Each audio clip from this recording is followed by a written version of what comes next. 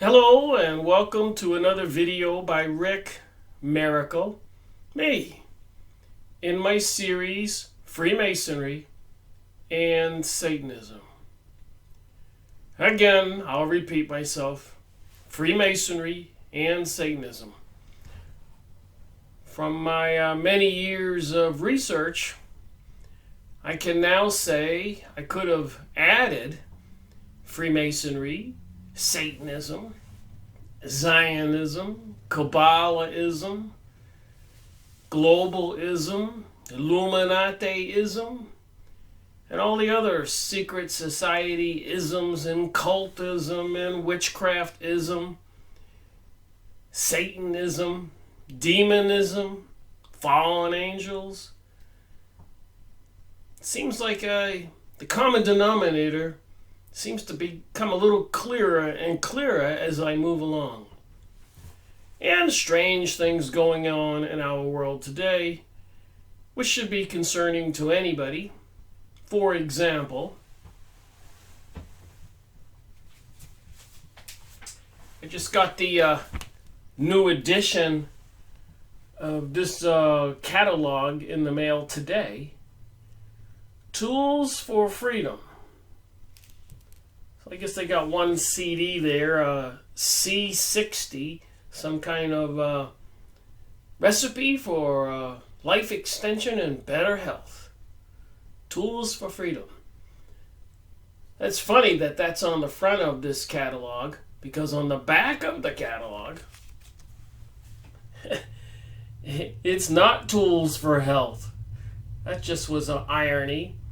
Shows a picture there of a cell phone tower beaming energies at our houses.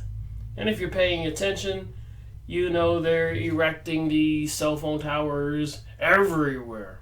And expansion plans to permeate every aspect of our reality. Wireless system, antennae everywhere, surveillance system, facial recognition, transmitters, receivers, working in cahoots with AI, artificial intelligence computers. Wow, this is right out of a sci-fi movie or a horror movie. If you really want to think about it. So I got this in the mail and I said, wow, 2,000% increase in microwave energy coming into your home soon. That red bar, that's what it says. Electromagnetic frequencies cause oxidative stress and premature aging. 5G enslavement DVD and solutions to protect your health. Okay, so then they got the thing right below it on the C60 and olive oil. So I guess maybe that'll help combat the effects of all the 2,000% increase in microwave energies coming into our homes and our lives. And in a lot of places, it's probably already there. They have all kinds of DVDs you can purchase. It's like you can see YouTube videos and books you can purchase in this magazine. And I have nothing to do with this company other than I get these magazines and other types of magazines. Pay attention to what they have. You can see inside.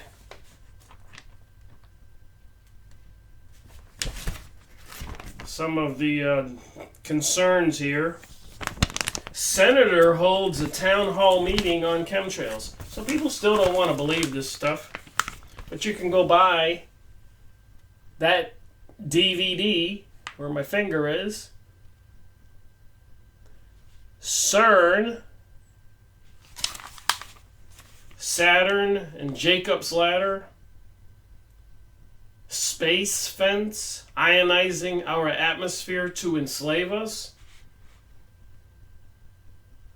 human meat found in fast food and commercial meats, how to make an nano device to rid your body of nanobots, man-made environmental assaults, 20 years and back, whistleblower exposes details of secret space program. So you got 88 pages of DVDs and books and other material you can purchase from toolsforfreedom.com. Write them, or go on the computer and fill out the application. Free shipping and free to join. And they'll send you this catalog. Don't cost you a cent, a couple of minutes of your time. And then periodically you'll get new catalogs. And there's a lot of good articles in here. A good resource just for things to go look up on YouTube, or you can buy some of the stuff. Again, I get nothing. I don't know these people other than I get it too. But I just thought that was kind of weird when I checked the mail today. And I just requested this about a week ago. I mentioned it in a previous video. And on the front, it's got this C60 carbon health additive and olive oil to live twice as long as the control group with no C60 on the front. And on the back, the 5G invasion of our lives and AI, artificial intelligence, the tools for monitoring everything we do and controlling us and probably killing us.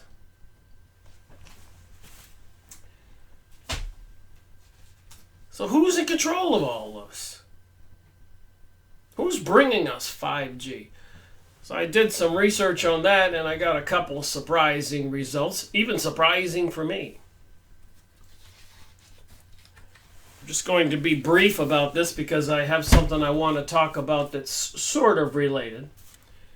But according to Reese.com, RENSE.com, on the bottom there, you can find this page. You can just search it on your computer. 5G is an Israeli creation of mass mind control, and more key companies involved, all traceable to Israel. On Reese.com, you can look up those keywords, type that in. And I did look up these documents described right here on this page. I'll show them briefly. Please go pause your computer, write this research first paragraph sentence down, and you can search it, Google it, Yahoo it, whatever. And you'll get this page with these results. Or just Israel and 5G, and you'll get plenty of other results. So I'm going to I'm just going to go over this quick. I'll be making an extensive video on these topics. Dangers are enormous and being implanted all around us. So the first page on the Rents report was dangers are enormous, and it has pictures of these towers. You can recognize them in your neighborhoods, near the streets, near schools. Big power stations, thick cables supplying the power. So obviously they can turn up the power anytime they want, and we wouldn't stick our head in a microwave oven, would we? So they're bringing the microwave oven to our homes, and not with the door closed. Big thick cables you just saw in that picture. I think they have a picture here. Here's some of the signs I mentioned you can see when you go look at these stations, transmitter stations. They got warning signs all over them. And you can see the big battery supply systems and the power systems. This is no battery operated small transmission station. This is a very powerful system.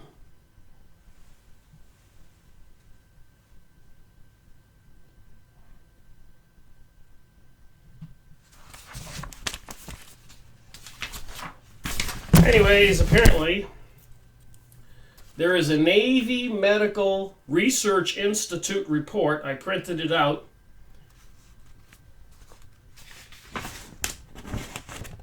(1971). So since 1971, on this Rents report, you can click one of the links and you'll get this report. I printed the whole thing out, 30 pages or so. They knew and they know that these microwave transmissions are dangerous. They talked about it in 1971. So apparently somebody realized they were dangerous, and as usual, if it harms we the people, it can be used as a weapon.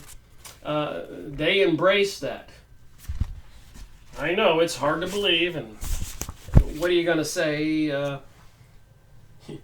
You got 88 pages here from Tools for Freedom, and millions of YouTube videos, and millions of websites, and thousands of books detailing everything that's been going on. I've been making videos since September 2013, reading books and studying on WTH, what the heck is going on, since 2005 when I woke up. They've got the book DVDs you can purchase in here, extensive information on the dumping of chemicals in our sky, geoengineering, weather control, etc. Apparently it's traceable, a lot of it, to Israel, who apparently is going to be the foundation for controlling the world. Remember, these people, some of them, obviously the evil side, had Jesus Christ crucified 2,000 years ago. Plus or minus a few years.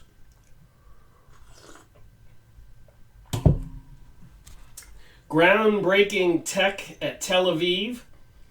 LR's tour of Israel. So another company is groundbreaking a new facility in Tel Aviv. The previous location for the Embassy of the United States in Israel. Now, of course, President Donald Trump says the U.S. recognizes Jerusalem. So they've already hurried up and moved the embassy, which is no small thing, I keep saying. Siva and Nokia collaborate on 4.9G and 5G. More expansion in Israel with these corporations. Manufacturing and including the control and the software systems.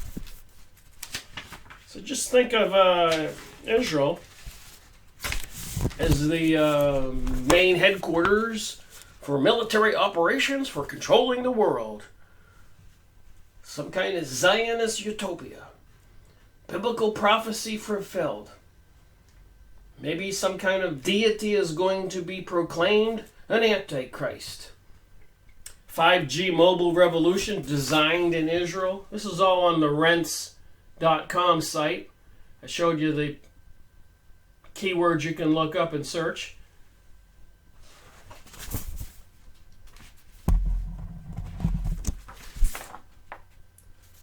And I also went on Yahoo search and put in there, Mossad Shell Israel company announces a new R&D in 5G. So I came up with 58,000 results. If you prefer to search this for yourself, you will get all these results. 58,000. Mossad is the Israeli intelligence service, like we have the CIA or FBI or MI6 in Britain. And apparently they have shell companies in control of the 5G and AI, artificial intelligence systems, which will be radiating 2,000% of energy over our homes and streets and cars, everywhere in our life. And you got thousands of DVDs. I don't know exactly how many is in this book. I think they said 1,500 or something. Trying to warn us about a lot of these weapons being planned to be used against us. Some of it's already in use. Israelis' global alliances.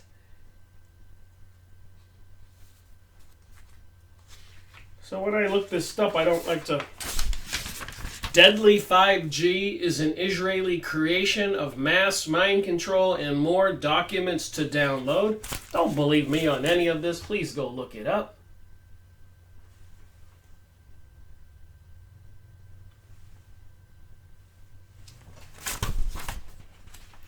The information was so easy to find.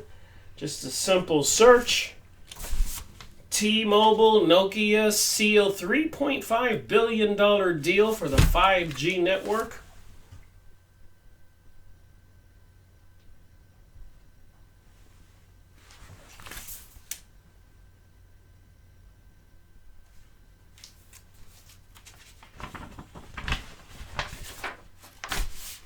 So again, on the rents page, Reese Rents. So you can look all that up, click all those links, or do a search, and you'll probably get 50,000 or 1,000,000 different links involving, apparently, Israel in a huge way with this pursuit of a global world order and part of biblical prophecy. So the book I want to talk about today, because one of my commenters asked me for a suggestion about some books or authors concerning revisionism. You know, I don't know about everything, but when I get a comment from somebody, piques my curiosity, and I start poking around and looking around and investigating. And that's what I did on that comment. Thank you very much if you're watching this video. So I did look into revisionism. And I looked up revisionist websites. So revisionism means somebody rewrote history. So people will believe one thing, and usually it's a huge deception they want us to believe. Or they wouldn't be able to bring us this global world order. So I looked up revisionist websites. You can do this too.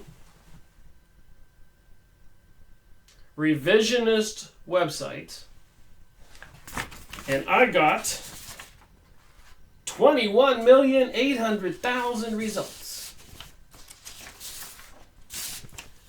Welcome to Revisionist History. They have all these books.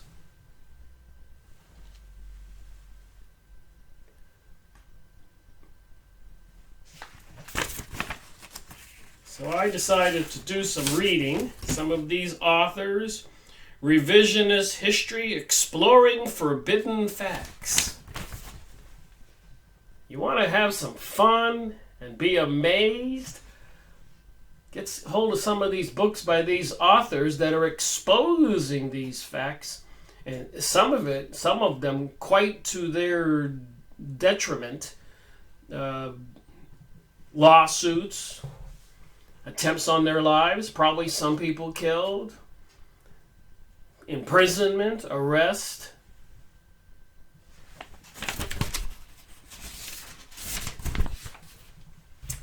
And I have a whole lot more. Revisionist Archive.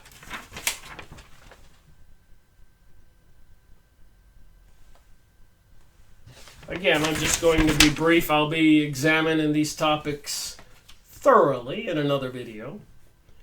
Revisionist History, Michael Hoffman.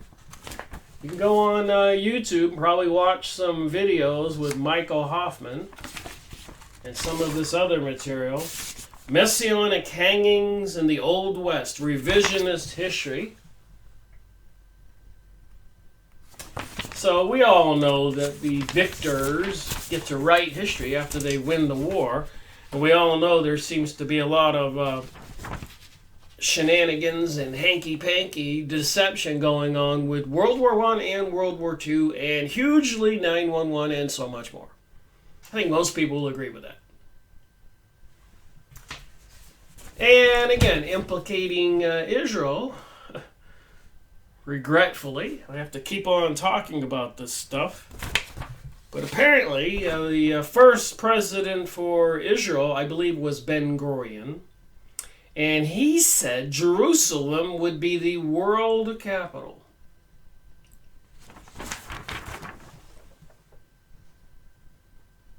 You can look it up. Don't believe me. Please don't believe me. So I clicked some of those search results, and I got Tex Mars, Jerusalem to be the world capital. Power of prophecy. And here it says on another search result, Jerusalem is the coming religious capital of the world.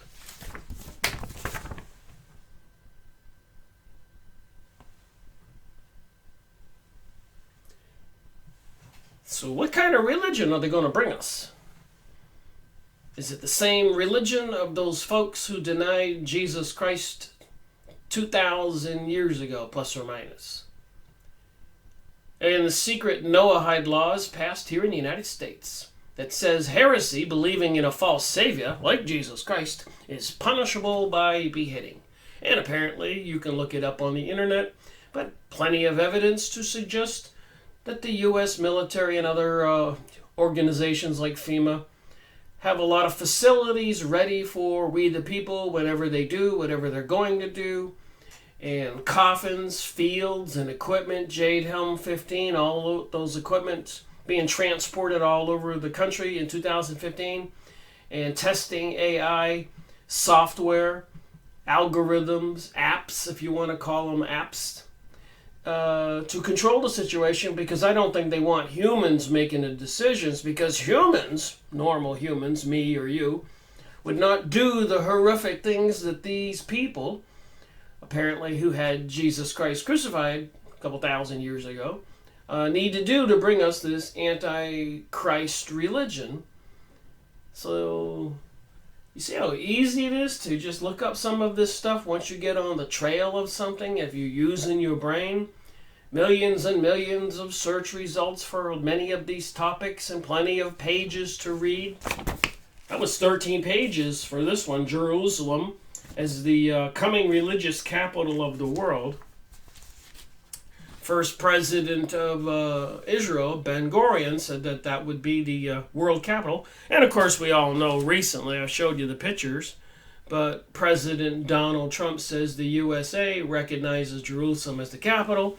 And the Prime Minister of Israel, Benjamin Netanyahu, I showed a video of him saying, we have the temple, we have the temple. So all this is brought about courtesy of World War I, World War II, French Revolution, 9/11, and so much more. Fulfilling biblical prophecy, believe it or not. So I've been reading this book here, one of these revisionist books, The Journal of Historical Review.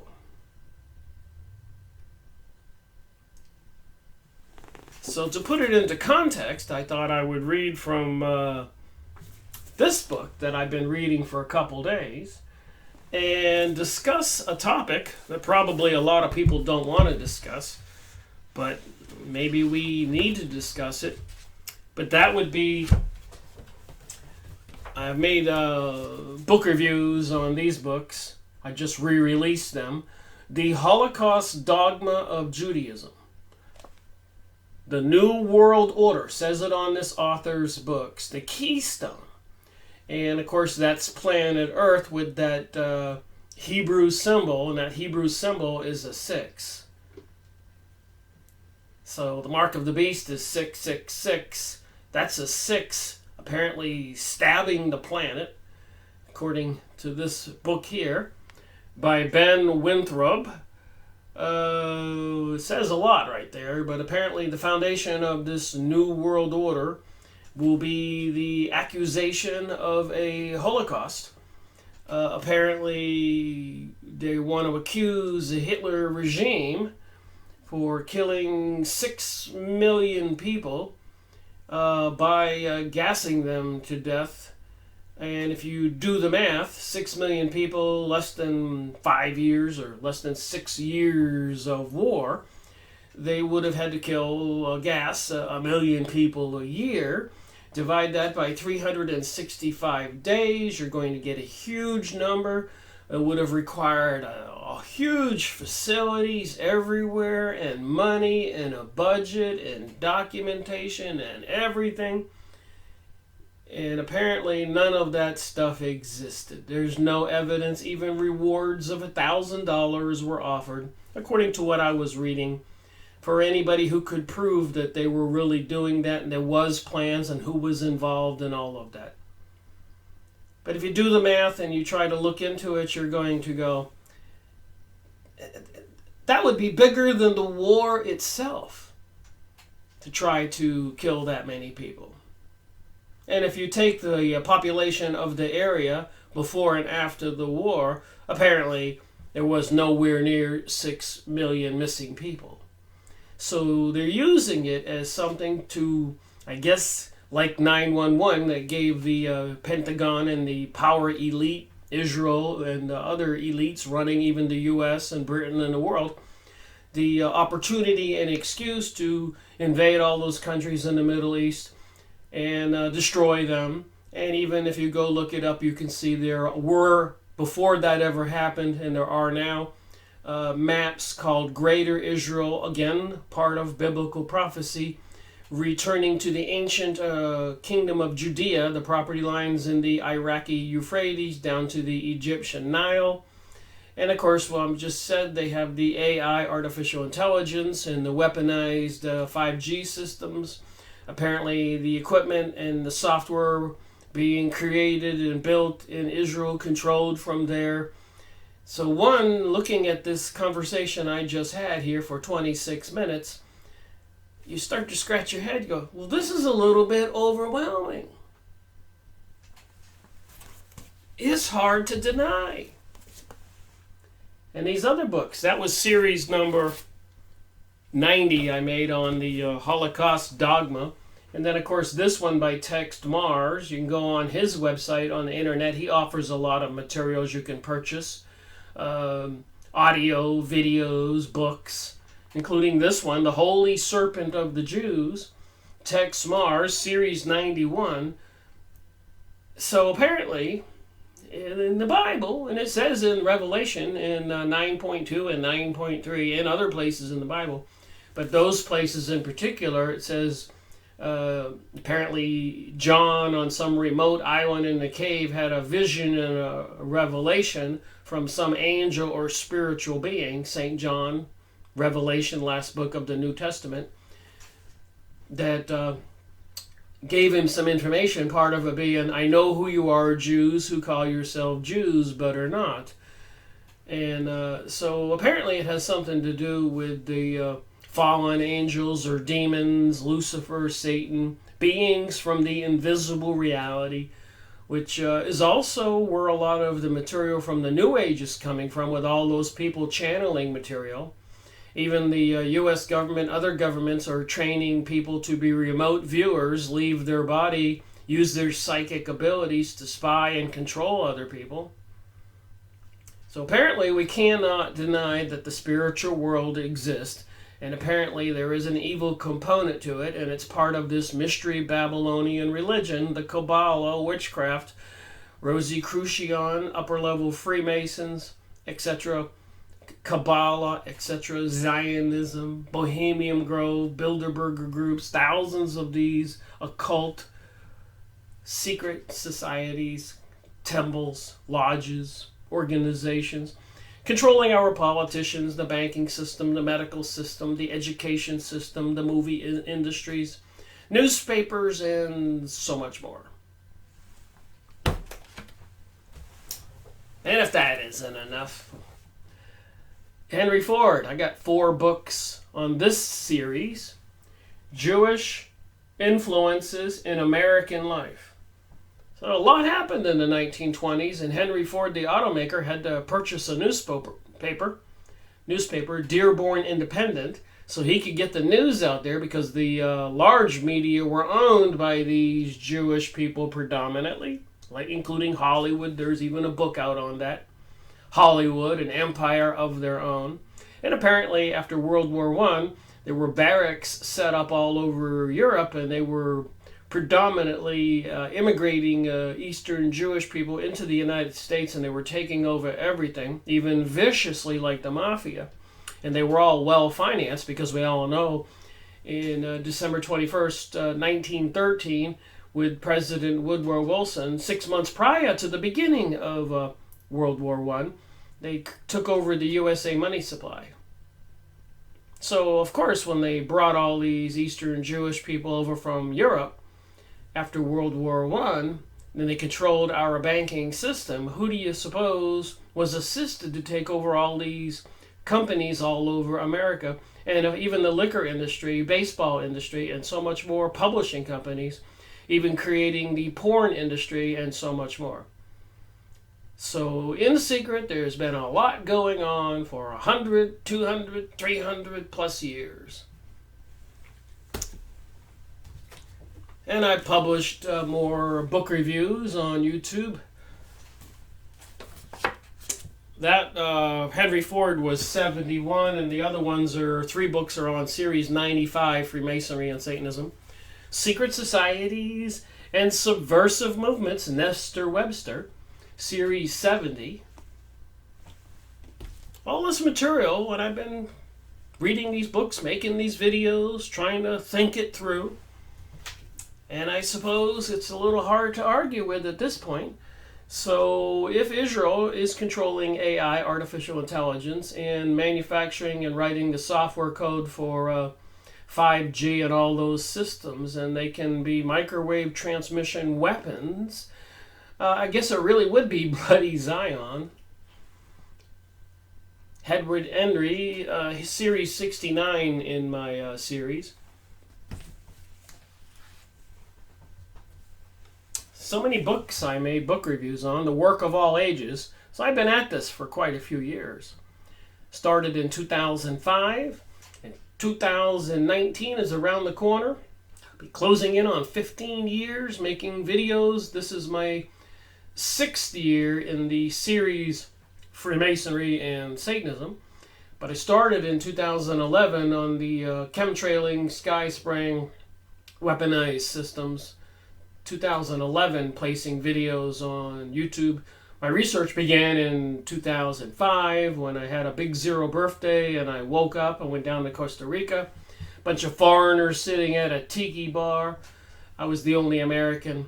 Said, "We feel sorry for you Americans. You don't know what's going on in the world." Of course, I thought they were crazy. But I came back to Florida, did my research, and they were right. The Work of All Ages, Series 68. The ongoing plot to rule the world. From biblical times to the present. Remember, they now have the 5G network system. That's going to be radiating your home with energies 2,000%. Microwaves. That can't be good, you would think. Alright, so on this Journal of Historical Review, it talks about a lot of the conferences and revisionist writers and meetings and discussions, and trying to show that the Holocaust could not have happened, and there is no physical evidence, any kind of documentation showing that there was actually a legislation passed or a law passed or facilities even built or the type of gas it would take purchased. Remember, 6 million people in 5 or 6 years, 1 million people a year, 365 days. And Germany's biggest problem was supplies and manpower, just fighting the war. They certainly didn't have the equipment or the money or the manpower or whatever to do something that would have required a huger effort than the war itself. So who's deceiving who from all this material I just showed? So I've been reading this diligently, trying to think it through and be fair and balanced. And remember, when I started making my videos, I did not know where I would wind up. I've made videos on Carlos Castienda, the secret reality, the Mexican shamas, and remote viewing, and Leonard Horowitz, AIDS and Ebola, and the human aura, 911 synthetic terror, and aliens, and David Icke, and mysterious monuments, and the limits of growth. So there was no focus on my part on Jewish people. Actually, I wouldn't have even thought of that. My first video was on the Holy Bible and the Freemasons. That's why the series is called Freemasonry and Satanism. And I am finding out now, and I've learned since I've been studying, researching, that definitely the Freemasons are in complete cahoots with the Zionists, and even have built models of King Solomon's temple and so much more. So I've learned even with the Jesuits and the Illuminati were all derivatives of these peoples in the banking systems. So go watch all my videos. I've been re-releasing them, but I suspect if anybody starts watching them and paying attention, one, you will have an advantage because you get to find out what the whole story is all about now, versus me going from scratch at the beginning, not knowing what the common denominator was. I had to figure it out. But after a while, that's why I decided to do it this way, reaching, this will be 230 authors' books, and some of the authors wrote more than one book, so well over 250 books, and going on 600 videos on my YouTube channel, Rick Miracle. Many of them 2 hours, so you can easily see there's 800 hours or more. Just so much information, it's hard to fathom. It boggles the mind. But I've been doing it with, one day at a time, not trying to push myself or kill myself. I still enjoy my life. I happen to live in a popular city in the mountains of North Carolina, known for its music, like Nashville or something. And also we have more breweries than any other city, I believe. And the nickname for the town is the Beer City. So we have a lot of mountains and parks to drive in, parkway, ridges, and music, and food scene, and music scene. So it's not a horrible place to live and do research and get a good bird's eye view of some of the culture changes in the world. I tell you, I've seen it all. So have many of us. So let me read from this book a little bit. It's funny how sometimes you think of things, but in preparing for this video, it occurred to me. A lot of people will adamantly believe in things that they're told, if it's announced by the newspapers or the government or whatever, in the heat of the moment, like 911. People will believe what they're told. No evidence. Adamantly. They'll even let the government go over there and attack all those countries in the Middle East and murder millions of people and destroy everything ruthlessly. People will believe that. Is anybody going to argue with that? No evidence. The 6 million Jews intentionally made to stand in line and marched into gas chambers in 5 years, 6 years. 6 million. And so much more. Arabs did it from some caves in Afghanistan, planned and executed 911. People will believe it. Yes? No? Here's the irony. People won't believe what they can see with their eyes. The dumping of chemicals in the sky. The microwave transmitters being installed everywhere. And it takes basic grade school, high school science to understand the microwave oven and that dumping whatever chemicals or biologicals they're dumping in the sky. We all learned that old saying, don't mess with Mother Nature. But people can see all those things. And if you see the reason for why they're doing it, it even makes sense why they're doing all those things. Jade Helm 15, with all that equipment, troops going door to door, practicing for martial law. Jade Helm 15. But people won't believe any of that stuff they can see. So all of the things they can physically see, rationalize, that make sense, people will deny. But the stuff that doesn't make sense and they can't see, they'll believe the absurdity. I just thought that was a kind of a backwards scenario, personally. Anyways, this magazine I got, or the catalog, in the mail today, Tools for Freedom. This little brochure came inside of it. This little page. The best antidote for tyranny is knowledge. There are over 1,400 resources inside the enclosed catalog to help you reclaim your lost freedoms and liberties, but you must take action now. We have extended the deadline inside the catalog to qualify for valuable free stuff if you place your order on or before November 20th, 2018. So I agree with the top two sentences. Is the way to avoid World War III, martial law, globalism is through knowledge. And be aware that people will believe things with no evidence that they can't see, that's actually unbelievable, statistically, doesn't make sense. They'll believe that.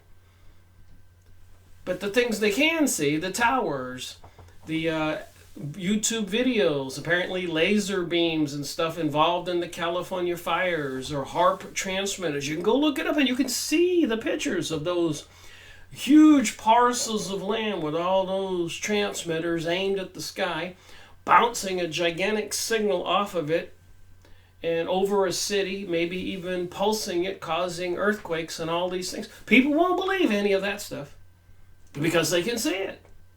It makes sense. They don't want to believe it. But there's other horrific stuff that the Arabs did 9/11, or the German hierarchy and everybody intentionally wanted to kill all of the Jews in the area. It meant 6 million of them were gassed to death, so they were saying. And then you have all these revisionists and people who are saying, wait a minute, if you read all those documents after the war, they confiscated everything and they had Nuremberg trials and all of that, which apparently was a huge farce. They were torturing the prisoners into confessions, signing things, and they used that as evidence in the trials instead of actual people sitting there who had not been tortured. And some people signed confessions because they were promised lighter sentences and not death, etc., etc. Somebody has been deceiving we the people all over the world for quite a while, and there seems to be a very evil plan being laid out for us. It is a conspiracy. It's not a conspiracy theory. Okay, so I was reading this.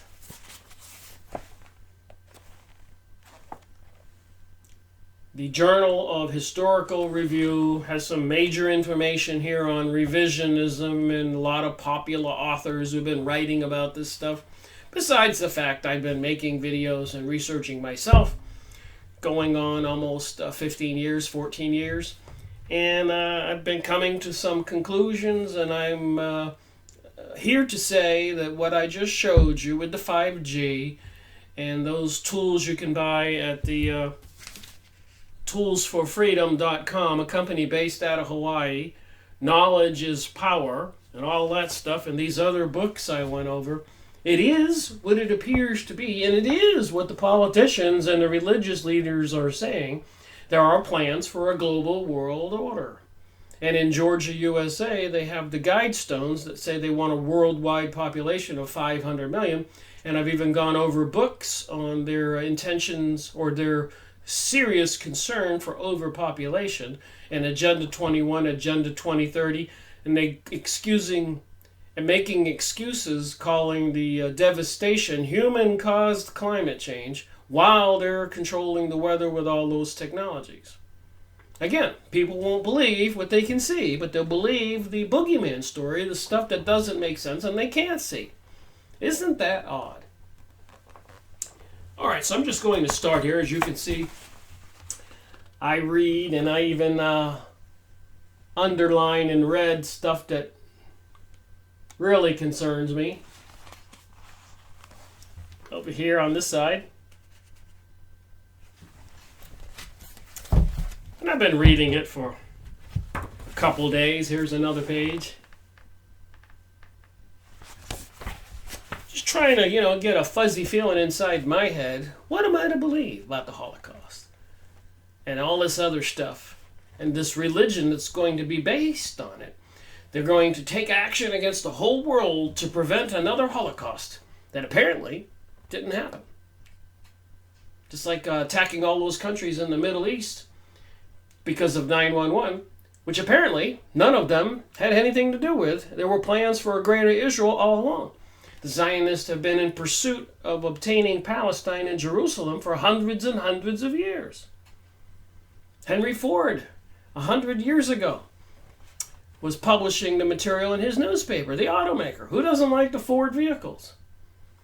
And so many more politicians, the creators of America, George Washington, and those leaders were warning about these Masonic organizations. Part of it, some of them, and unknowingly a part of it. They do recruit people and deceive people, but they have power. Even George Bush Jr. coming from the Skull and Bones. You think that would cause alarm for people. Just the fact that he goes to an organization that's in secret and does horrific thing, and it's called the Skull and Bones. You would think that would be alarming to any human person. Or the advertisements on TV these days with these zombies and monsters taking selfies and murder movies and TV programs that are too horrific to even describe.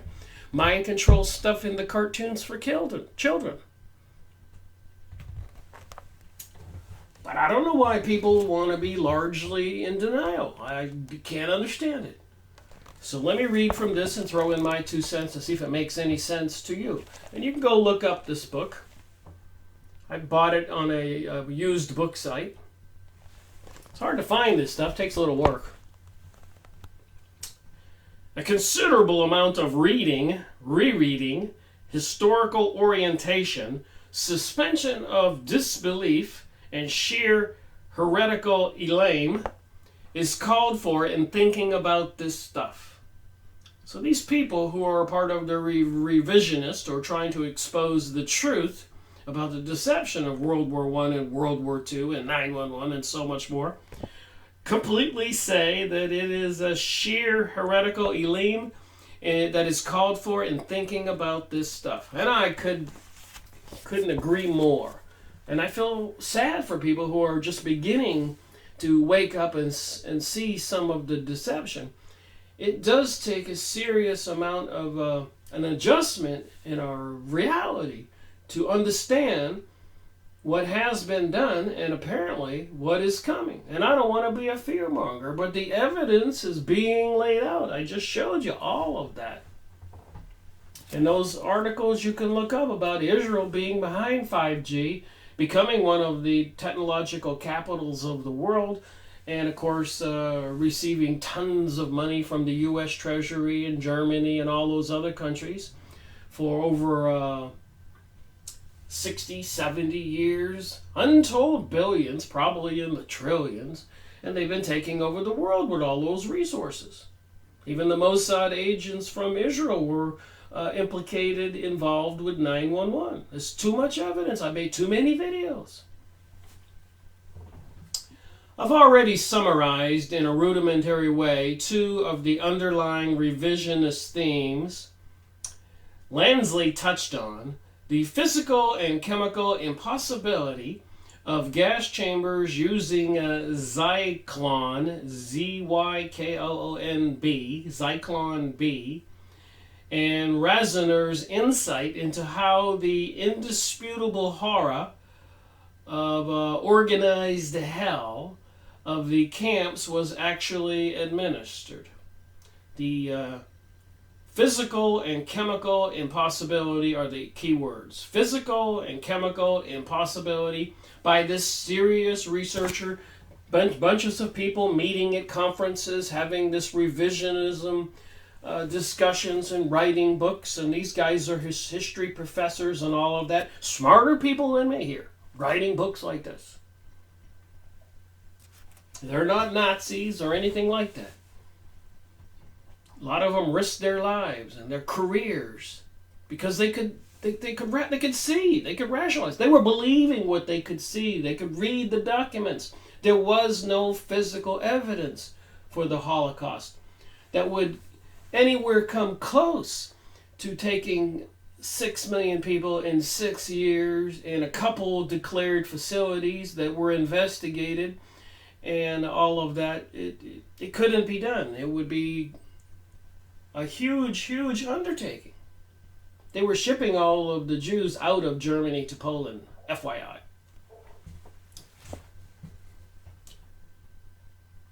So the organized hell of the camps was actually administered. A third theme which may help break the mass down into more manageable quanta is the contemplation that the Nuremberg trials were rigged and riddled with illegal procedures. And remember too, with Project Paperclip, a lot of the scientists were smuggled out of Germany into the United States, where they created like places like Area 51 and other small little areas. And they continued all of that horrific scientific research. That's where they got our space program and so much more. Those people weren't persecuted, prosecuted. They were given rewards. Again, people will believe what they want to believe. But you can go look any of the stuff up I talk about. You'll be convinced. You can read the Bible and see what Revelation says. Jews who call themselves Jews but are not. You can see all the satanic symbolism, even the statue of the devil in Oklahoma, Detroit, and apparently on its way to Arkansas, where apparently they want to put it on display outside one of the Capitol buildings because it has the copy of the 10 Commandments inside. You can see what the battle is here.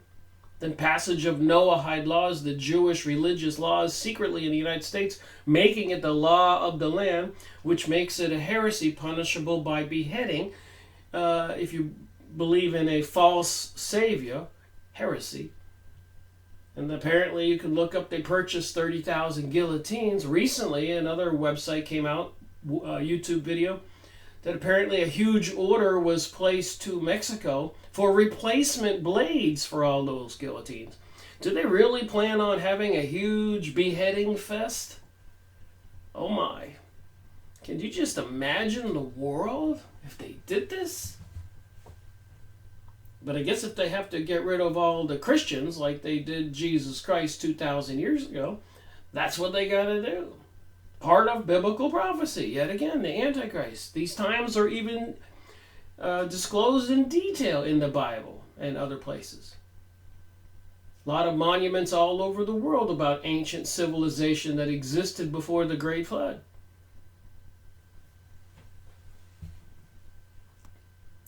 So the Nuremberg trials were rigged and riddled with illegal procedures. Buttz's book, B-U-T-Z, attempts at length and in detail to prove the irregularities. So I didn't get his book, but apparently these educated professors went through a lot of work, and if they would have found any solid evidence, we would know about it. Not just the hearsay, which everybody seems to want to believe. Like 911. From the treatment, including torture, of defendants to the determination and admission of evidence. So they tortured the defendants, made them sign things, and they used those signed documents as evidence during the trials. So if you were tortured, and you know what torture can be like, you'll sign anything. Even during the Inquisition, people would admit to anything as long as they would stop torturing them. So the admission of evidence to the selection of witnesses, prosecutors, and defense attorneys, to the overall political object of the trials, the crushing of Germany as a nation among nations, and of a national socialism as a political philosophy among political philosophies. So they wanted to destroy national socialism. And all the progressive liberals today, Democrats, are steeped heavily in socialism. While this is really an oxymoron thinking here, while they're thinking about the demonization of Germany, who was punished for National Socialism, Germany first, and of course we have President Donald Trump saying America first now. I hope people are aware of what's going on. We're being played for fools. He investigates the backgrounds of the war crimes branch figures, such as David Marcus and Robert M.W. Kempter, and concludes that the various tribunals were more kangaroo courts run on a predetermined verdict. The Third Reich was guilty. Of course, we won the war, and everybody's going to say Germany was evil, even though I've made book reviews on one in particular, who financed Hitler. It was the Illuminati, including even the Bush family, who was implicated in financing Hitler and the German regime. They needed World War II because in World War I they failed to get the Palestinians land to rebuild the ancient kingdom of Judea, something the Zionists have been fighting for hundreds and hundreds of years. Even in 1880 something, Albert Pike, the leader for the southern jurisdiction of Scottish Rite of Freemasonry, said there would be 3 world wars before we could bring about this global world order. Again, the evidence is clear if you want to see it. If you don't want to see it, I guess there's nothing anybody can do. I could sit here and make book reviews 24/7 for 1,000 years and nobody would probably believe it. What are you going to do? Of mass crimes against humanity. And remember when they made accusations about Iraq, weapons of mass destruction, and even George Bush Jr., with a journalist videoing him in his office, is like looking under the desk making a joke. No weapons of mass destruction here. These people are playing us for fools. Meanwhile, they're setting up the 5G transmission towers, AI computer systems, smart meters, smart TVs, smart dishwashers, smart cars, smart everything, documenting everything we say and do. And I would say this to any of the people watching this video that are part of the dark side global world order. You know, if you're going to bring this about, remember, you're destroying you and your own families also. Read the Protocols of Zion. All the people that are complicit will be destroyed in the end also. I would hope there's some decent people in our intelligence agencies and military and the police. Pray for some decent politicians and other people making decisions. Why would some guy like me have to be making this video showing these things? Fair enough? Any defendant who wished to mitigate his own sentence had to testify to the existence of these intentional crimes. So here you are, World War II is over, Nuremberg trials, and if you wanted to mitigate your own sentence, all you had to do is testify, do what they told you to say. What would you say? If you were a camp guard or something and they said, well, we're going to execute you, but if you say these things, we'll mitigate your sentence. We'll send you home. Maybe give you some money. Because we have a bigger plan. This deception for this global world order is very important to us. So we need history to be written the way we want it to be written. We need these accusations to be verified by your testimony. Sign here and you're free. Is that what they did? It says it here. Smarter people than me, professors going to the Journal of Historical Review in these conferences, revisionism, etc. This book was written 1984.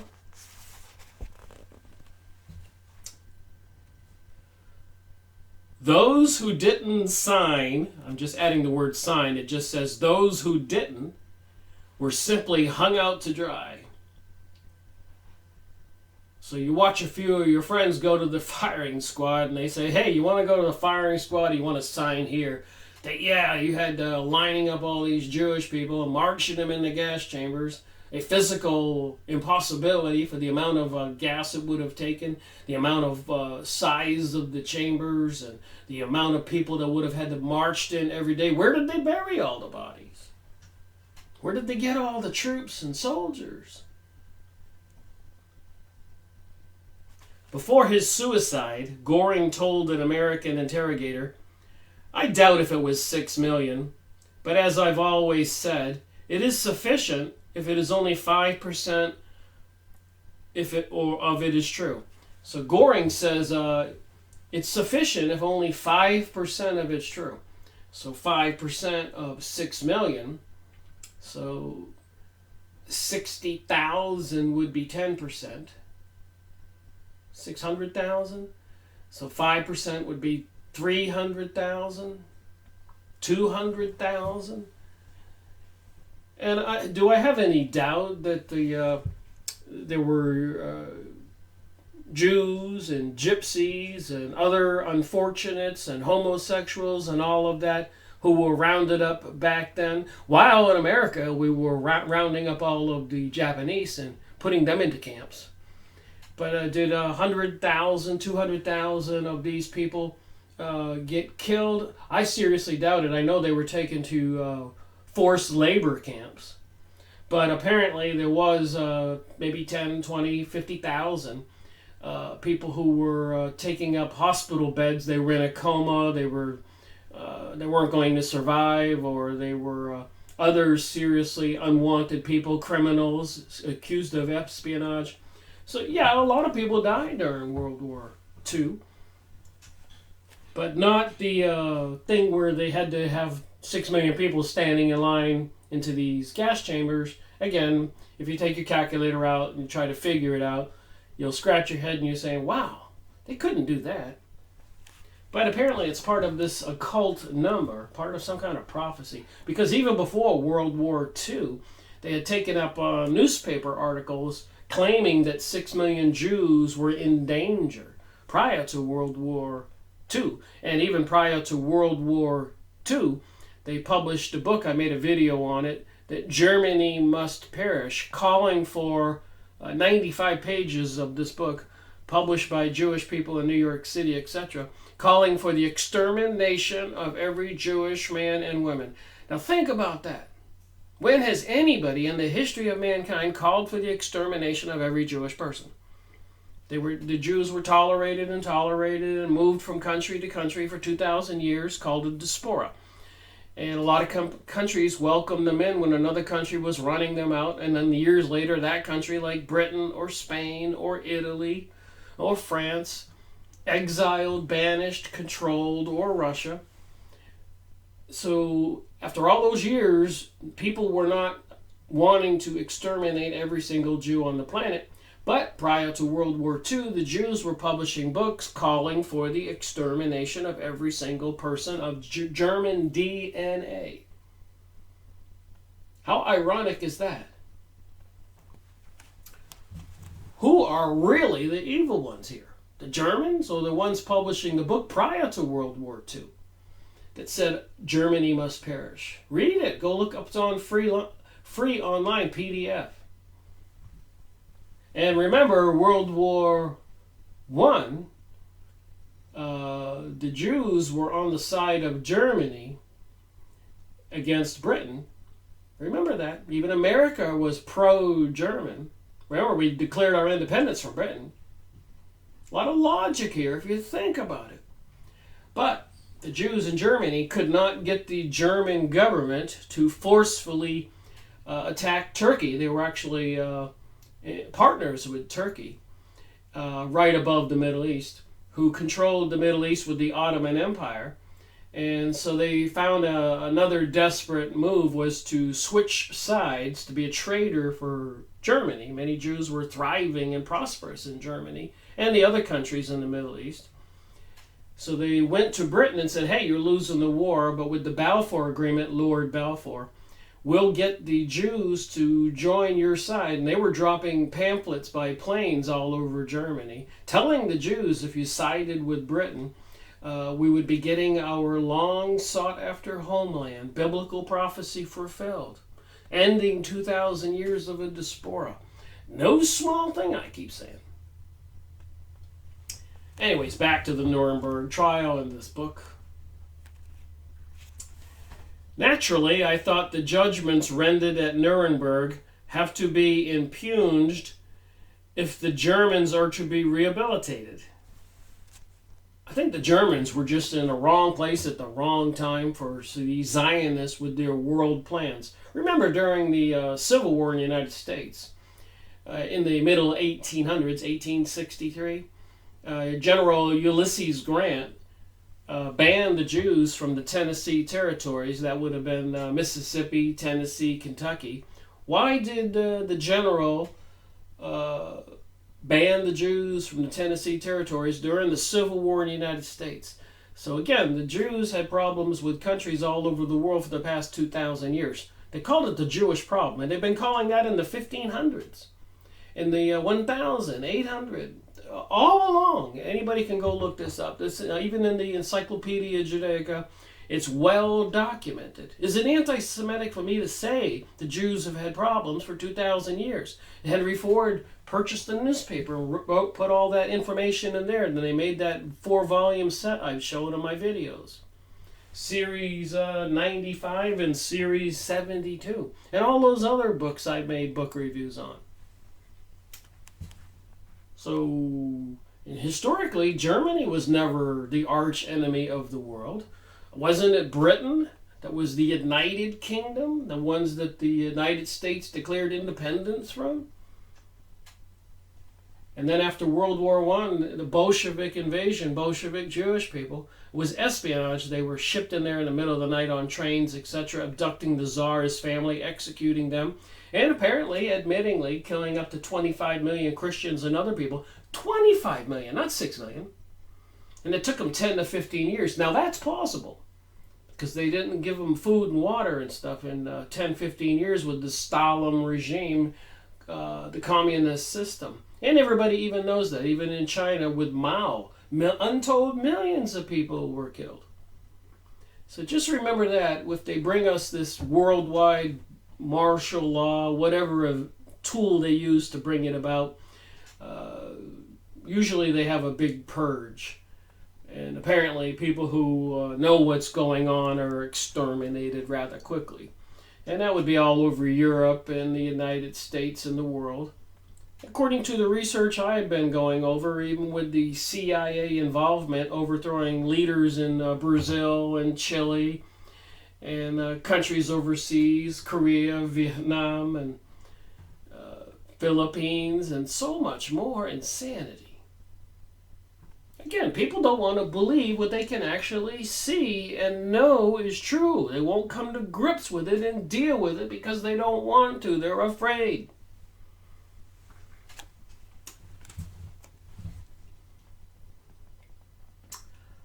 How else could the special horror we reserve for them be undermined?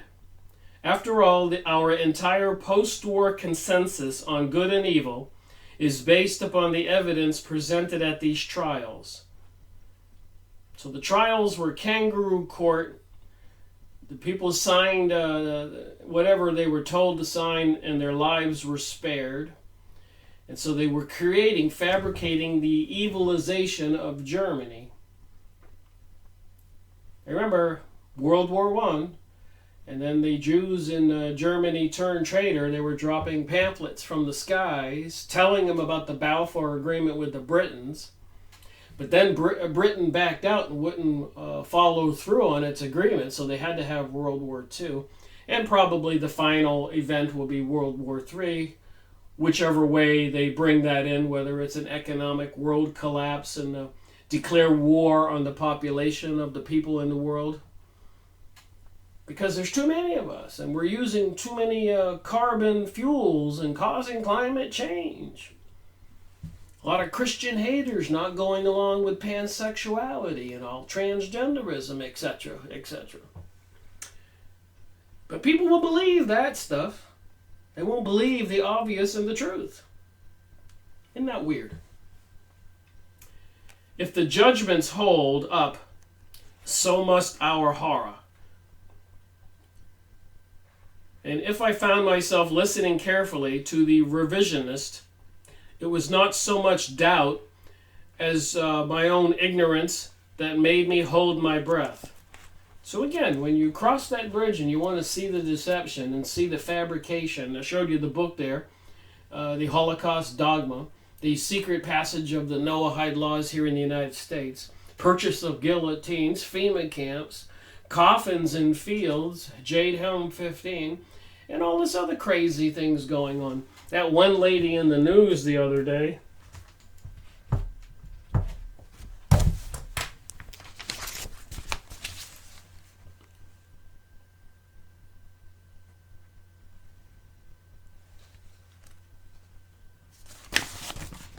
mom of Thousand Oaks shooting victim who survived Las Vegas makes a heartbreaking plea. So here she is on the news, and she's viciously screaming like this, "When are they going to have gun control?" And I knew it's part of the plan, the mind control, social conditioning. Apparently her son survived the Las Vegas shooting, and he goes home into Thousand Oaks, California, where they have another shooting and he's killed. I find that to be quite amazing, actually. A little unbelievable, you think? So there was more there I wanted to talk about. The Jewish temple where a bunch of people were shot and other bombings and shootings and these things. So the propaganda is going to continue. They will be bringing people like this on TV screaming for gun control. They have to try to disarm we the people in the United States before they pull off this huge event.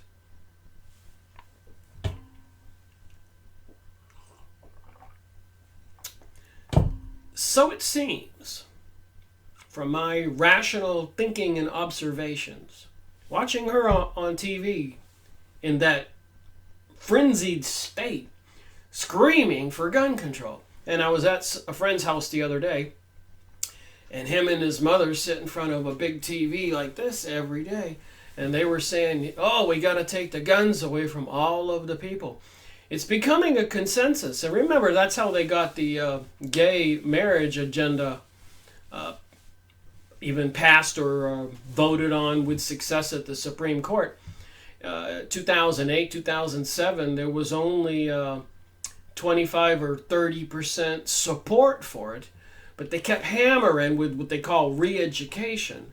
And so each year, it went from 35 to 40 to 45, Brokeback Mountain, TV programming, all this propaganda, magazine articles, little kids writing their school teacher a letter about his two daddies and stuff like that. And, the people finally relent, and people say, "I don't really care. Go with the gay marriage." And so they finally get past 35% to 51%. And they did that years earlier with the lottery passage in Florida. We first voted on it, they lost. But the guy on the news said one day, "That's no problem, it's just re-education." And then they talked about all the money for the school systems and all of that. And slowly and slowly the population relented and they voted and it passed. Social conditioning. And they're doing it with the gun law things and the sustainability, Agenda 21, climate change, the hurricanes, the fires, the human-caused CO2 increase and all of this stuff. People are buying it, and it doesn't make sense because it's not true. But they don't want to buy what they can see is the real reason behind it all.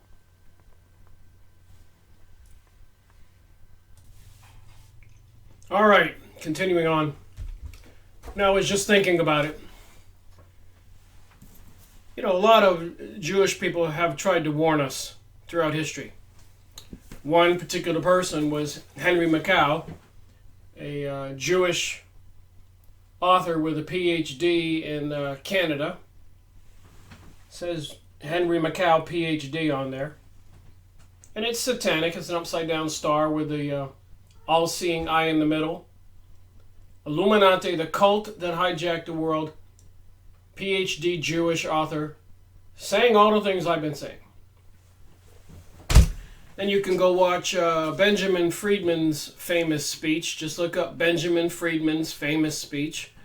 He's a famous Jewish person who, in a Hotel Astoria, I believe in New York, had a famous speech telling everybody what I've been talking about. And then, of course, we all know that President John Kennedy had his famous speech. You can look that up. President John Kennedy's famous speech, where he said the secret societies are repugnant to the American way of life, and he was going to expose it. And, of course, he was assassinated shortly after that. And then you got the leader of the Jewish Congress for the United States. That's a pretty high position. The leader of the Jewish Congress of America, Rabbi Marvin Entelman, writing these two books to eliminate the opate. The opate would be people who have faith and belief in God. This is an anti-God religion, and this rabbi was exposing it. And remember, a lot of Hebrews back then, Israelis, were followers of Jesus Christ.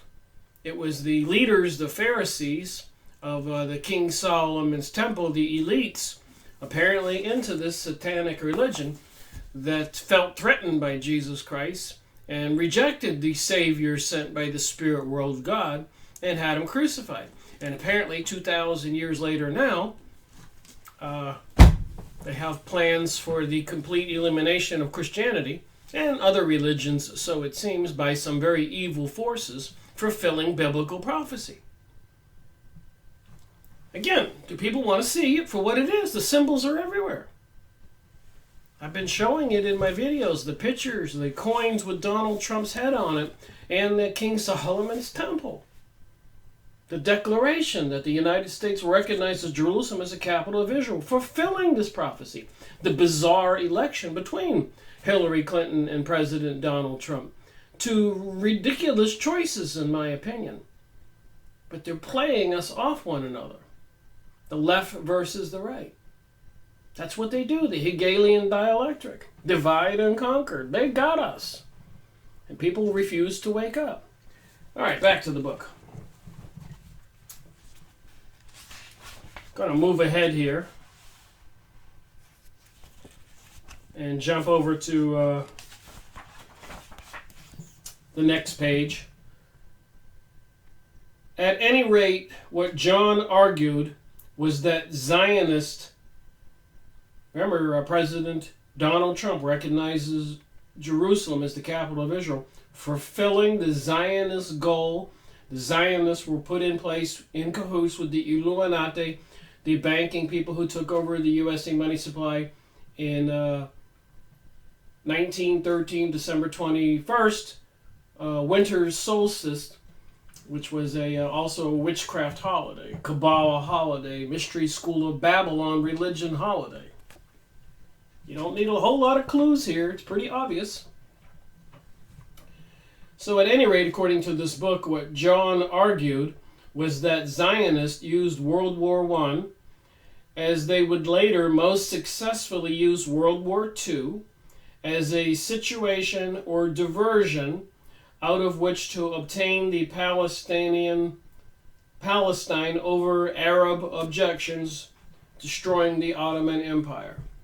That's why they had World War I, World War II. So when President Donald Trump announced that we recognize the Jerusalem as the capital, We were fulfilling the effort that they had been working towards for hundreds of years. Creating the Illuminati, or the taking over of the Freemasonic organizations, in 1776. Oddly enough, the same year of the creation of the United States declaring its independence from Britain, 1776. And they were busy taking over countries, assassinating presidents, controlling money supply of countries ever since. On the second try, because they failed in World War I, the Holocaust, both fact and fiction, became a founding myth of Israel, the old dream of Zion, at once proving the necessity of a Jewish state, silencing any opposition to the disposition of the Palestinians, and assuring the new state a treasury full of reparations, payments from Germany, and of course from the United States, because they controlled the USA money supply in 1913, 6 months before they started World War I.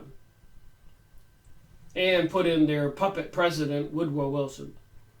So they've literally been sucking out billions and billions of dollars out of the United States every year. There was something in the news, a friend of mine pointed out, that apparently Donald Trump authorized $46 billion to Israel recently. I said, man, this stuff is just getting too crazy. John closed his speech. So this author's talking about the revisionist conference. These are the things that people are talking about. These professors, these book writers, these people that are smarter than me. You can get this book.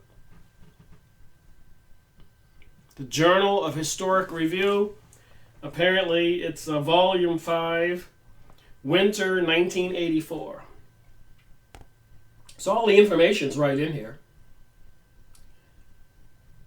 Closed his speech with the denunciation of the modern world order, an order which ordains that $625 for every Israeli man, woman, and child will be transferred from the American taxpayers during 1983 alone. So they're just taking all the money out of the USA Treasury anytime they want. And that's why they bring us these stock market collapses and etc., economic collapses. They rake in millions, billions, and billions of dollars. Even with the 9/11 and the lawsuits after that. And the 2008 stock market collapse. They made billions and billions. But it cost that much money for their takeover of the world. And apparently now they're the technological capital of the world, heavily involved with 5G and AI, artificial intelligence. Oh boy, the software, the tools are in place. People can see it. So 1983 alone, they controlled the American money system. They were getting over $625 for every Israeli man, woman, and child. And what he called, this is John, one of the speakers at the conference, revisionist conference, the game of Israel. That does seem rather a lot of money, but I can't see it going to war over it. However, dubiously, Israel may have been established. See Alfred Lichtenthal's The Zionist Connection. So here are these professors talking about these things, the things I've discovered in my research. The Zionist Connection. The Jews of Europe did. After all, they needed somewhere to go once it had been so spectacularly demonstrated that their fellow Europeans cared very little about their fate. So there has been a diaspora being dispersed from that area, Jerusalem, for 2,000 years. Part of the stuff that's in the Bible. And at the prophecy says at the end there'll be something called Aliyah, the return. And that's been going on for 60, 70, 100 years. I've gone over that. I've showed the pictures. They've caused a lot of economic destruction and wars and terror in countries all over the world to encourage the Jews to return to the Middle East. This is all a premeditated game of Israel, it says here. During the war, the Reich Foreign Office discovered that it had requisitioned too many Romanian Jews for forced labor. So apparently, if you read the lines here, Germany was requisitioning Romanian Jews for the forced labor factories. That doesn't sound like mass extermination. And asked the government if they wanted them sent back. So they requisitioned some Jewish Romanian people for labor. They apparently requisitioned too many, and they said, well, we want to send some of these back. And apparently Romania said, oh no, don't bother. The Romanians blithely replied. So the Romanians and all those other countries all over Europe did not want the Jews in their countries either. This is common knowledge. This is not an anti-Semitic statement by any means. It is the truth. We need to wrap our heads around the truth. Now, who's controlling the world right now? Is there an eventual moment, day of revenge like they did to Russia after World War I, where apparently 25 million people, Christians and the Christian churches were destroyed and Russians were killed, not the Jews or the Jewish temples, after World War I? Admittedly, 25 million. And the rents.com, I have printed out pages from that where it was up to 100 million. And remember, they're accusing the world of killing 6 million in Germany, but apparently the Russian Revolution, and they did that after World War I because for 100 years the Jewish people were suffering in the Russian territories because of something called pogroms, P-O-G-R-M-S, which were basically laws and restrictions curtailing their activities because they were causing problems. And apparently they're not Hebrews or Jews at all. They were the Khazarians who had converted to Judaism 1,000 years ago, and they were well known for being ruthless, barbaric people. So what kind of Jewish religion did they embrace? The Kabbalah, and many Kabbalists were accused of sorcery. Even during the Inquisition, they were burning people at the stake for worshiping the devil and things like that. Can't make this stuff up, but you can look it up. Okay, so this author's talking about the conference. Next, Friedrich Berg, according to his introducer, another scientist who had something to tell to the historians, spoke on diesels, gas wagons, and Zyklon B, the gas. Berg, who had a strong New Jersey accent, petitioned the National Broadcasting Corporation, NBC, for equal time after the Holocaust Television Ministries. So they had Holocaust Television Ministries, so they've got the whole world convinced this was real, was broadcast. So this professor wanted equal time. And he petitioned it, but he lost. NBC wasn't going to give him equal time. His angle of attack on the crackpot, harebrained contraptions, which for 40 years have rested unchallenged in the popular horror pantheon as Nazi gas chambers, differed somewhat from that of Butts and others, in that Berg addressed the charge that the roving SS mop-up units behind the lines of the Eastern Front, as well as the first tentative gassings at the regular death camps, used diesel exhaust fumes for mass murder. One of the major witnesses to diesel gassing was Kurt Gerstein, an SS officer who committed suicide while in Allied custody after war. His body was never produced, but his statement in 6 different versions in 3 languages was. Wasn't that nice? So they have a statement supposedly signed by this guy who was dead, committed suicide. But they were using it as physical evidence that they were using diesel vehicles, I guess hooking up the exhaust pipe to these rooms and gassing people. Again, do the math, think about it, 6 million people, million a year, 365 days. Where's the bodies? Where is all the manpower? But there's more to this story. Berg used visual aids drawn from an automotive engineering and environmental analysis background to make several points. Gerstein had spoken of wooden doors, windows, a period of 1.5 hours, which he timed for fumes to induce death. So he said if you used the diesel engine and you filled up the room full of some people, it would take 1.5 hours to kill them. And the corpses had turned blue.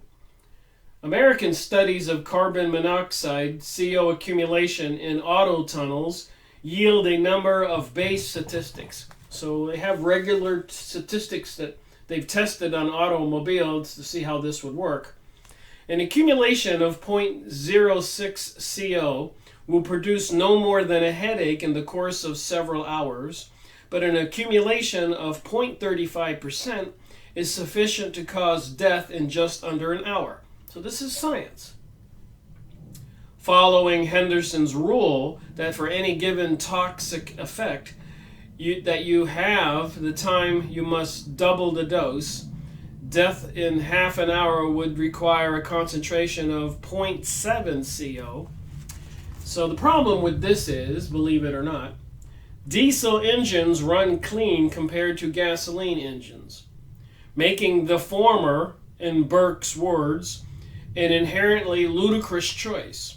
Idling diesels cannot produce enough CO to cause a headache in the time described by Gerstein and other statements, even supposing the structures described were perfectly sealed at peak level.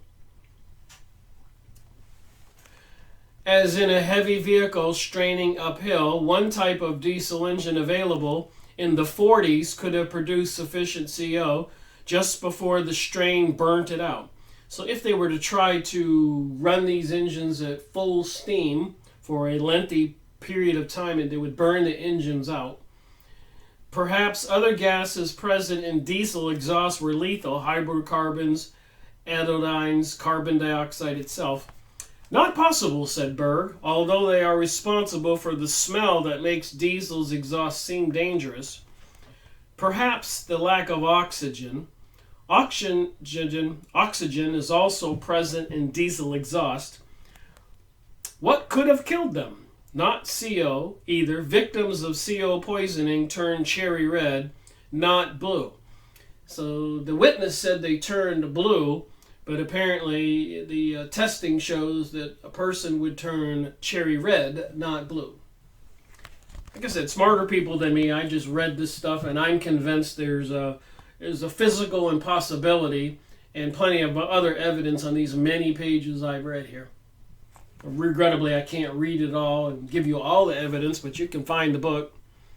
I'm telling you, I've read a couple chapters and I can see the deception in all these other books I've shown, and even the 5G and all those results that their technological factories are being opened up every day lately in Israel, and they're controlling it, and it seems seriously detrimental to the world. We're all aware of facial recognition systems.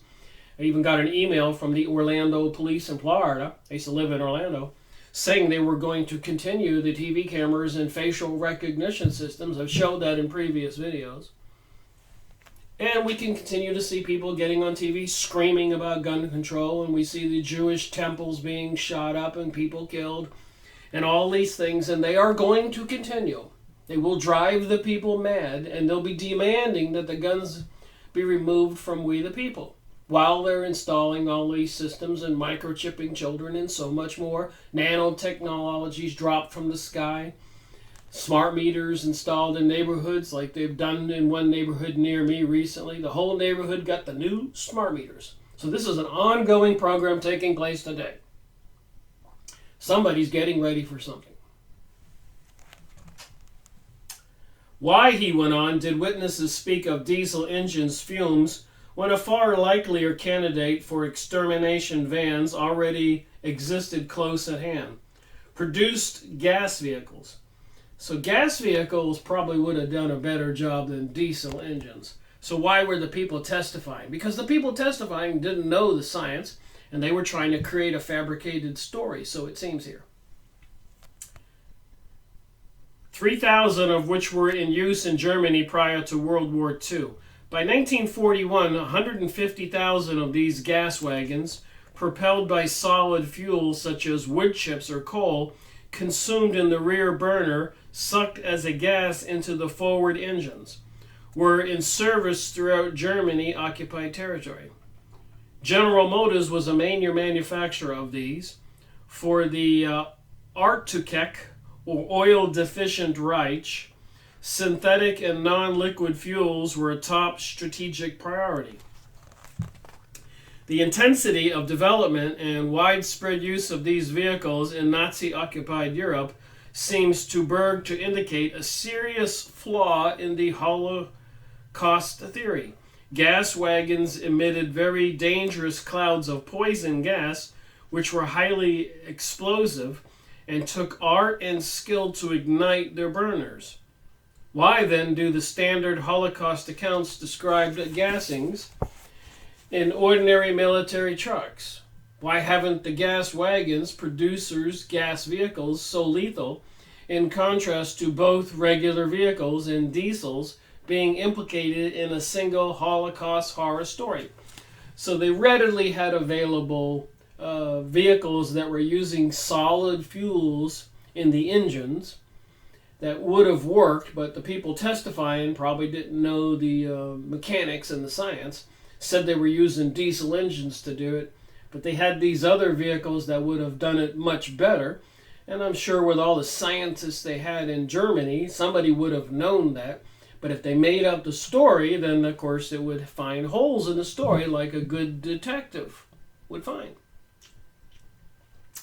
Why did Eichmann, the SS transport specialist, or Himmler, or other SS commandos, itching to implement the final solution, not hit upon using these very effective gassing machines?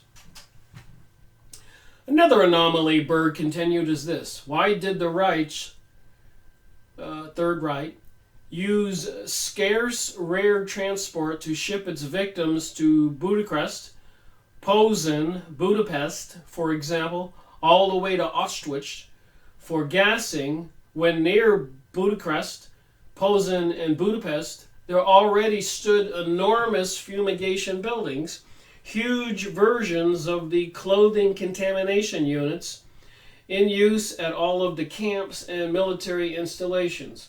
So again, more irregularities with the story. Why would they use the space they needed on the train systems to transport these people hundreds of miles away when they had buildings nearby that could have done the job? These buildings could fumigate entire trains that had passed through their typhus-infected regions. Better candidates for gas chambers would be hard to imagine. A final anomaly noted by Berg, the shower bath at Dacha, now agreed to have been inoperative for gassing, was eventually supposed to be used for that purpose had not the end of the war prematurely intervened. So again, this is a revisionist conference. These people are discussing these issues, and there's a lot of material in this book. Even people have been sued overseas or imprisoned. If you're in Germany or Switzerland, over in Europe, you can't have these conversations. They're much more heavily policed. But I suspect, like with the shootings up in that Jewish church temple recently, and other things, and that lady screaming on TV, disarming America, they will pass legislation that people telling the truth, having a video like the one I'm making right here, will incite people to go do those bombings and shootings, hence be made illegal, because they need to shut up the truth.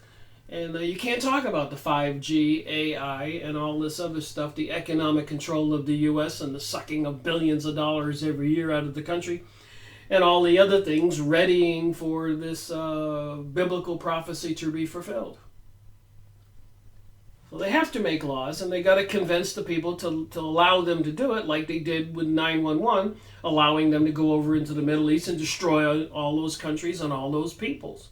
Bomb all those towns, all those cities, all those water plants, sewer plants, all the agricultural systems, groves, everything destroyed, and murdered, and marching those Arabs and foreigners up into Europe, shipping them to the United States in the middle of the night on planes. Yet it could easily have been converted into a gas chamber all along by being hooked up to the adjacent closed fumigation chamber. So they had these facilities that would have worked, but they didn't use them for that. Because they did, apparently, from my reading this material, there was no written or ordered plans from Hitler or anybody else to have any kind of final solution killing all the Jewish people. And I've got other books, and I know they were shipping a lot of Jewish people over to Poland, putting them in ghettos. The same holds true for the rest of the admitted non-death camps. So they did have a lot of prisons and a lot of camps. The camps in Germany itself, why was this not done? And again, I have to mention this, but after World War II, there was something called the Morgenthau Plan. All those German troops that surrendered, plus a lot of men and women, the winners of the war, the Pentagon, the United States, Britain, and the Jewish elite that controlled the United States and the banking systems, did not want those German people to be returned to their towns and cities, etc., go home. So the Morgenthau Plan was to have them all eliminated. I have a book on that, and there's a couple others. I'll have to read it and make it, but apparently President Eisenhower of the U.S. was part of that, and Morgenthau, I guess that was his name, to kill these million German troops after World War II, when the war ended. And according to the Geneva Convention and all that, you're not supposed to kill all these people who surrendered. So again, who are the evil forces here? And prior to World War II, that book that was published, and many others, calling for the entire extermination of every Jewish man, woman, and child with any German DNA, to get that race eliminated from the planet. They were publishing that book before World War II. And after World War II, with the Morgenthau Plan, they were continuing to follow through with that. It seemed to me initially that Berg had made a breach in the anti-Zyklon B gas argument here. Was he saying that there could have been gas chambers, but there just weren't? So apparently at this conference, they were saying, they could have done this, but they didn't. Contacted afterwards, he replied that the SS certainly knew how to use Zyklon B, since they had their own school for pesticide experts. And by speeding up the evaporation of cyanide from the granules with a superior ventilation system, the SS might indeed have been able to devise a safe, foolproof method for killing with it. So they could have, but apparently there was no evidence that they did. The problem is, if you use Zyklon B in the ways alleged, it wouldn't have worked. The descriptions in the Holocaust legend are completely different and fantastic. Maybe someone will come along and change them now, but after 40 years, changing the story won't be too believable. You wonder, he laughed, how all those people like Eli Wiesel, Simon Wiesenthal, survived all their years in the camps with the SS trying to kill them off every day. See, you have a lot of these people after the war who spent many years in the camps, Jewish people, and he's just laughing. How did they survive all those years if the Germans were trying to exterminate them? The only explanation is that no one was trying to kill them. And the official descriptions are off because the witnesses did not really see these things. They heard about them from others, who heard about them from others. So in a lot of these prison camps, like I said, it's well known, I've got a huge book on this topic. but they were shipping the Jewish prisoners to Poland. So here you are in a prison camp and you're Jewish and you see a whole bunch of people loaded onto a train car. They were on their way to Poland, but they didn't know. They could have thought that they never saw them again and they were being gassed or killed. I guess somebody would logically see that. The Master of Ceremonies next introduced British historian David Irving by reading from a special backgrounder on him issued by the ADL, Anti-Defamation League, to its regional offices. God knows how the IHR got hold of it. The History Revisionist Group, International Revisionist History, got hold of it. The ADL, the Anti-Defamation League, and the other ones, I suppose, from my recent research, that apparently they're in charge of censoring things like YouTube videos and other social media these days, Facebook. And so, again, somebody doesn't want the truth about the global world order being readied, plans being made to bring it about. They don't want people talking about that. And they're using all kinds of social conditioning every day. We all see it. Even with President Donald Trump sending troops down to the Texas border, putting barbed wire all along the border with troops with machine guns. And apparently there are tens of thousands of migrants marching up through Mexico as I speak right now. So all this is for our entertainment. Social conditioning. Mind control. Deception. And people don't want to see it. They can see it physically, but they don't want to believe what they're seeing. They want to believe something else. It's got to be the Christian haters who are not going along with transgenderism. Jesus wasn't real.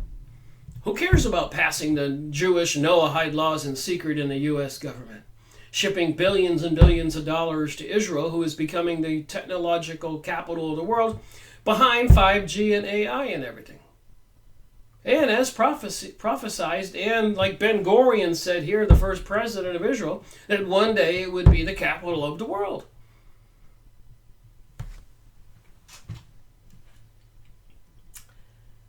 The ADL, Anti-Defamation League, terms Iving, this is an author. He's the next speaker. David Irving, I-R-V-I-N-G. So the ADL terms Irving a leading neo-Nazi due shortly in the States and instructs. So the ADL, Anti-Defamation League, is putting on an alert. This is 1983 for David Irving, and instructs, should he surface in your region, please notify the fact-finding department and your civil rights coordinator. Civil rights coordinator. My own awareness of Irving was not in his capacity as alleged leading neo-Nazi, but as a pretty well-known and well-received historian, author of The Destruction of Dresden, Hitler's War, The Recent Uprising, on Hungary, 1956, The Secret Diaries of Hitler's Doctor, and an upcoming biography of Winston Churchill. So apparently this guy was quite the historian. Elliot Fremont Smith, book reviewer for the Vintage Voice, had gone quite soft on Irving lately. I was unaware that the Voice had any neo-Nazi leanings. So they want to accuse people who are asking questions and studying history and being able to see the revised history that has been written, the deception. And in my case, making these book reviews since September 2013 and reading books since 2005, beginning my pursuit to try to figure out WTH. And I certainly didn't start out. You can go back and see video series Freemasonry and Satanism 1, 2, 3, 4, 5, 6, 7. I think the first 10 or 20, I don't think you're going to find anything in there pinpointing the Jewish people. I had to learn as I went along. I didn't know who was behind the Freemasons or the Illuminati. I just knew that I started series 1 with the Bible, series number 1, which had all those pictures about King Solomon's temple in it. I didn't put 2 and 2 together back then about that. All right, I want to finish this video, a little more from the book, on this revisionist conference back in 1984. Who are you going to believe? What makes sense? So the author says, looking back on it, I must admit that David Irving's speech appealed directly to the romantic historian in me. My ambition is to write the total truth, he announced, rather splendidly. I felt, he is a man of passion and of scorn, a tall, exceedingly florid man with a dramatic and eloquent delivery. This is the man that the Anti-Defamation League said to be on the lookout for and contact the civil authorities, civil rights coordinator if you spot him. I wonder if they're turning me in for making the videos to my opposition to the global world order and dumping chemicals in the sky and the 5G network coming online that seems quite dangerous. Even the recent edition of the Tools for Freedom is out there marketing videos saying that the energies will be 2,000 times higher than they should be. And we all know what microwaves can do to us. And then the AI and the monitoring systems and microchipping children and so much more. And they're verbally saying they want a global world order. And apparently all the propaganda for anti-Christianity and all of that. There's a lot going on.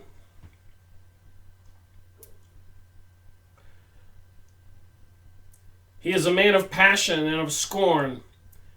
Sort of a two-fisted intellectual, thriving on controversy, and fond of making public splashes. He wrote a lot of books. I mentioned the titles earlier here. You can look it up. David Irving, Destruction of Dresden, Hitler's War. I tried to buy one of them, but they were too pricey for me. The one I wanted to buy was called Uprising. And the Secret Diaries of Adolf Hitler. Or of Hitler's doctor, excuse me. All right, evidently he had brought some fake Hitlerania, I guess that's Hitler memorabilia, from the same source as Die Stern, must be a magazine, had, and having determined they were fakes, he thrust them aside. He was one of the first historians to dismiss the diaries. His new book on Churchill, written in light of what we now know about Ultra, Enigma, and the Allies' clandestine war of deception. So here's a historian and an author talking about Churchill, Ultra, Enigma, Allies' clandestine war of deception. So these are famous professors and researchers and authors. And also in light of what Irving found in Churchill's desk appointment book, which he rented for £5,000 from a thief trying to sell it to him, should prove to be an eye-opening. No surprise to us, but a surprise to the world at large, ladies and gentlemen.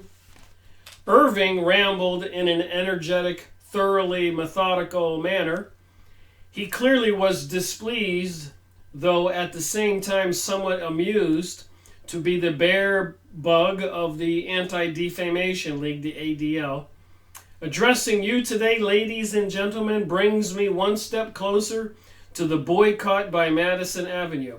So he's making fun that the ADL are trying to shut him up in his material in the books he's publishing by researching Adolf Hitler's doctor's diary and other documents, Nuremberg trials, and reporting the truth.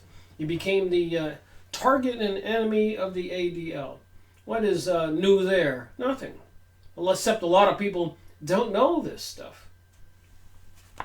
They're only believing what they're fed on the nightly news, and by seeing the shootings and everything else, buying into the propaganda by the media, because they need to disarm we the people in America if they're going to bring this about. Or at least if they do disarm us, their job will be a little bit easier depopulating the country. There is a Zionist utopia apparently coming. FYI. His latest book, Uprising, was dropped by Putnam's. So apparently Putnam's book publishing didn't want to publish that book. Apparently because of its central treatment of anti-Semitism. That is, Irving had determined that what happened in 1956 bore all the features of a pogrom. The Hungarians now, not the Germans, listen up. Hungarians are an anti-Jewish race compared to whom the Nazis were as pure as the driven snow. So the Hungarians were much more viciously opposed to the Jewish people than the Germans. And in his writing here, the Nazis were as pure as driven snow. The four top commissioners and much of the secret police and other corps installed by Moscow after World War II had been communist. Communists came from the Bolshevik Jewish people. That's where communists came into the world from.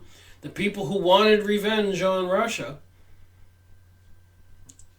They're going to have their revenge on the world after 2,000 years of diaspora and being accused of killing the Savior from God. They can't have that. That's got to cease and desist. Wiped from the memory of mankind. This is biblical proportion here.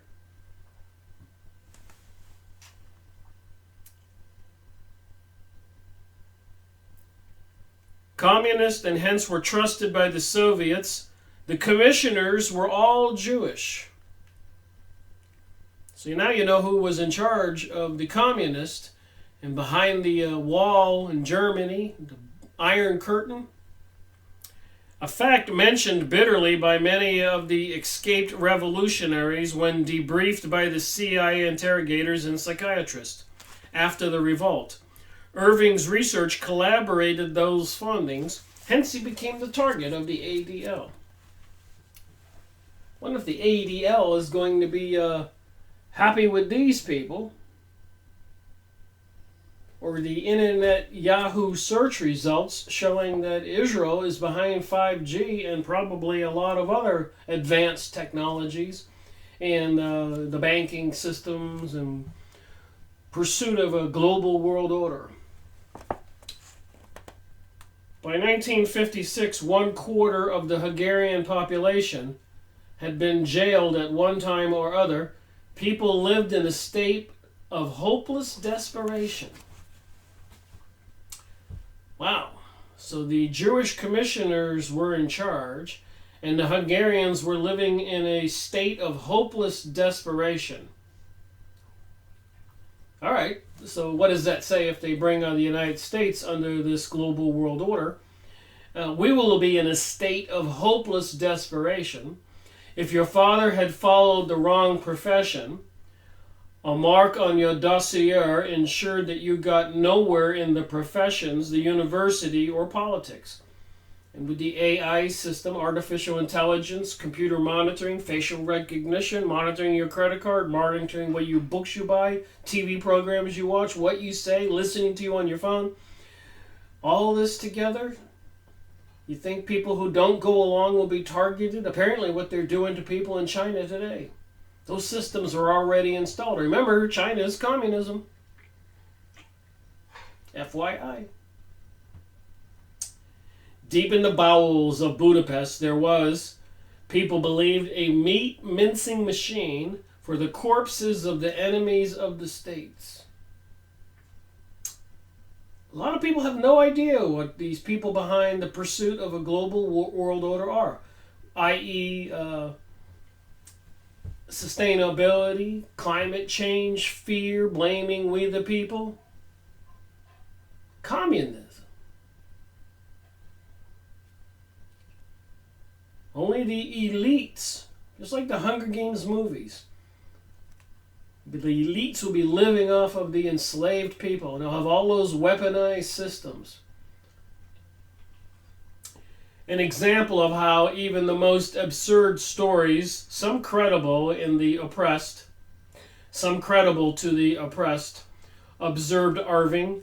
Also a characteristic horror fantasy Christians recurrently have about the Jews and vice versa. However, there are those who deem anti-Semitism even a discussion of events traceable to anti-Semitism, and that's with Putnam's Publishing, for instance. So even if you talk about these things, you can be accused of anti-Semitism. I suppose that'll be just like inciting hatred, punishable by arrest, imprisonment, maybe even death, and be put in some kind of retraining facilities, to be re-educated facilities. Doesn't promise to be a really great world they're trying to bring us. I must leave out lots of interesting stuff about how research from primary sources is done. Go for the handwritten documents and other historians avoid. Go for the handwritten documents that other historians avoid was one bit of advice in order to convey the chief convergence and chief divergences Irving has with Holocaust revisionism. His military history, Hitler's War, researched for 15 years, concludes that Hitler did not know about or sanction any mass extermination program. No orders, no approvals, plans, blueprints for implementing exist to link him to a final solution on extermination.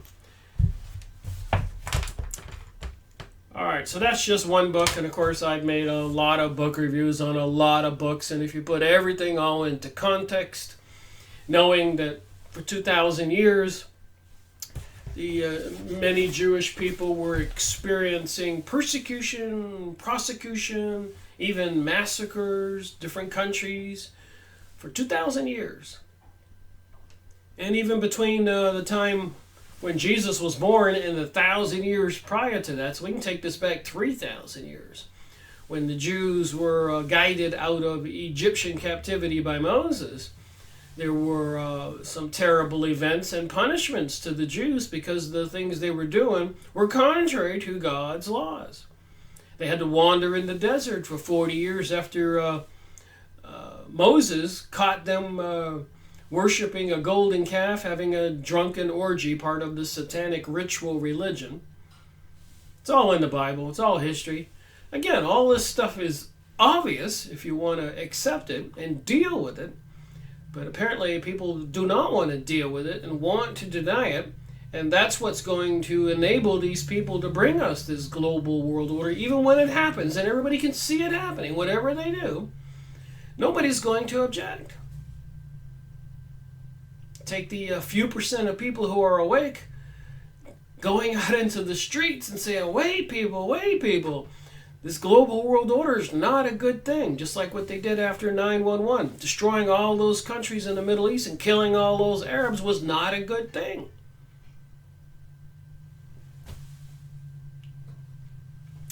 The 6th commandment of the 10 commandments says, thou shalt not kill. And the commandment that apparently Jesus Christ added to God's commandments is we are to love one another. Now, we are spiritual beings, so I think it's all a matter of mental decisions, your belief in your faith. What really matters is when you leave this planet. Whose side were you on? What did you approve of and want to turn the other way? What kind of spiritual being would that make you or me? Just me thinking aloud. Thank you for watching my video. Rick Miracle reporting.